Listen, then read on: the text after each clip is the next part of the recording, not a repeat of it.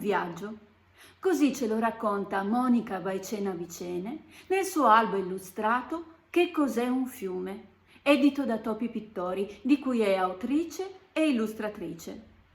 Un libro divulgativo ma anche un intenso racconto, un testo sia scientifico che poetico, che si snoda proprio come un fiume tra domande, pensieri e aneddoti, in cui si intrecciano la memoria, la storia, la geografia, la letteratura, attraverso la voce narrante di una nonna che parla al suo nipotino e attraverso un controcanto di informazioni tecniche che partono da quella che potrebbe essere l'esperienza del lettore per aggiungere nuove conoscenze.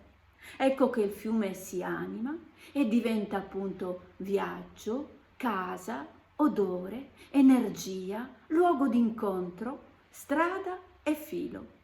Un filo che ricama il mondo con disegni meravigliosi, cucendo insieme le storie, collegando i luoghi, i tempi, le persone.